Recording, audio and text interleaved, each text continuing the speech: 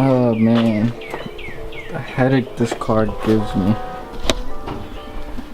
So in the last video you guys seen, I showed you the update. It's an update about the car. It's the garage, all the cars that we have now. It's coupe, right hand drive still sitting. Soon we'll get to that. Another EG. But I think I fried the piston rings. I mean, the mad scientist got to rip apart the block. Nah. So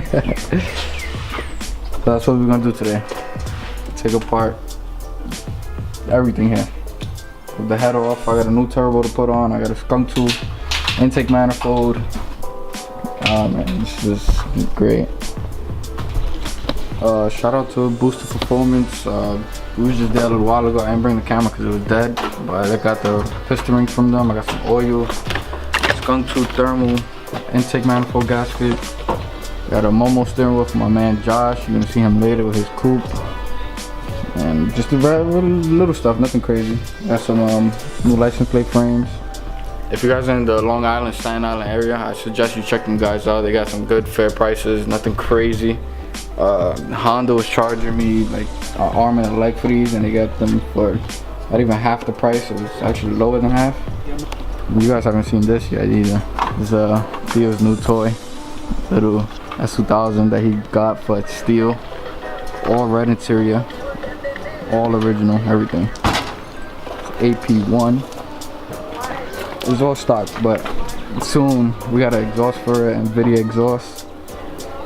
It's gonna be great. This car, it's such an amazing feeling driving it, honestly.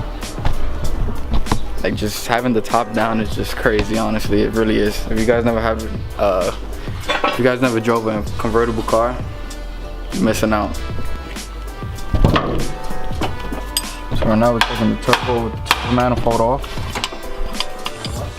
Nah, not true. Sucks because you can't fit a ratchet down here. You can do it with an open wrench. So you can do it with an open wrench, and all of our open wrenches with the ratchet ones, no good. So now all the bolts are off. Now to take this out, we have to lift the ratchet port. My ratchet port is bad, so that's a good thing. To lift it up while we pull this out, because this hits the ratchet port turbo. Alright, so while I wait for him to take this off, I started taking out, I took the stripper off. There's 1, 2, and 3 bolts. Right here is the third one. The second one is right there. Yeah. So next, start disconnecting the plugs, VTEC solenoid, distributor plug, of course. You got one plug here, you got the thermostat, you have your injectors, you start taking the throttle cable out. It's easy, just pull the throttle cable back, make the wire loose, and then pop the sucker out. It wants to come out, it wants to come out. Oh, there it is, right. Throttle cable's out. You gotta loosen this right here. Back at 11 or 10 or 12 maybe, I'm not sure. Match sensor. TPS. Oh, my TPS switch is broken though. It sucks. You have the IAC back. You guys can't really see it. There's an idler control valve.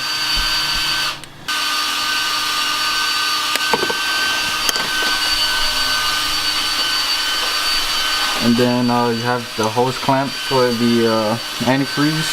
You gotta drain your fluid first. Make sure there's nothing in there, because if not, you're still gonna spill some, but it don't matter.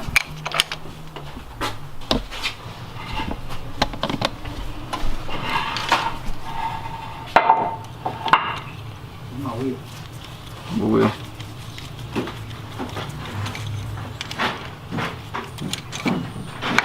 Loose. Right off. Alright, nothing leaked out, that's great. I have the back one right here for the bottom of the radiator. Right right there.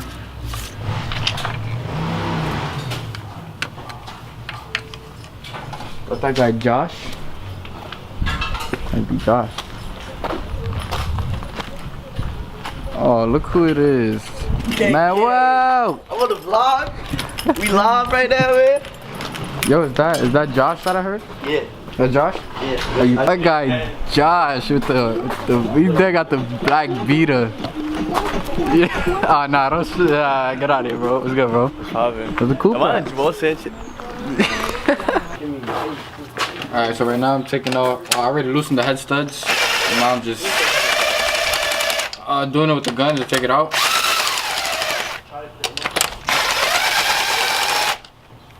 And after that, the head could come off.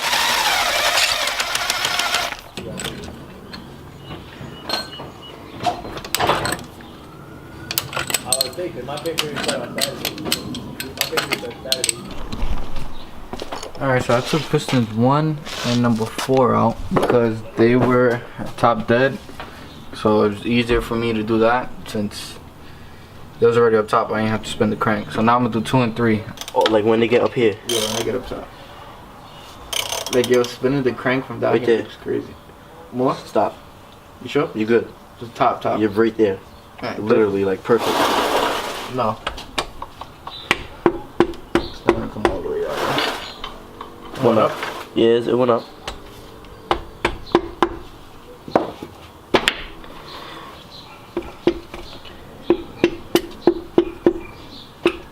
When you guys take the piston out, you gotta be careful because if the bearing falls. Yeah.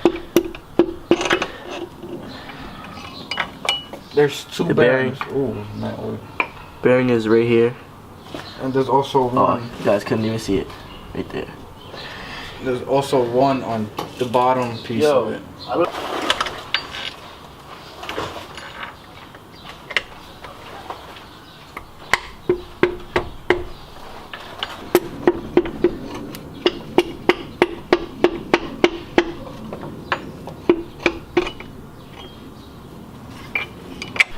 Alright, so it's now the next day from yesterday. Yeah. So everything is all apart. As you can see, the pistons, which we thought was the piston rings that were bad, but it's actually the pistons itself. I'm not sure what I'm gonna do, if I'm gonna get OEM rings, OEM pistons, or go with a piston rod setup just to be safe. Not sure, but let me try to find you a crack. The pistons are actually cracked, almost all of them. I think this is the only one that isn't cracked. No, this one is cracked. Let me see if you could see it.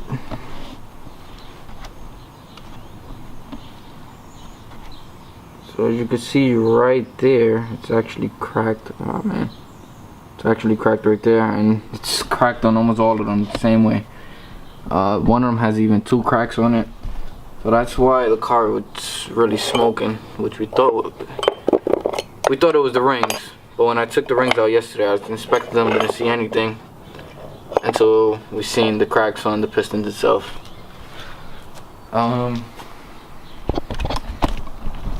Yeah, so like I was saying, I'm not sure what I'm gonna do yet. Might go with a piston rod setup. I'm not really too sure, honestly. But right now what I'm doing is I just took the intake manifold off. I'm actually going with a Skunk 2 Pro Series manifold. So that's what I'm doing. I have a Skunk 2 thermal gasket for this. So I'm going to be taking off this one, which is on there pretty good. Hopefully I don't have to really scrape off too much. I know, I had to scrape off a lot.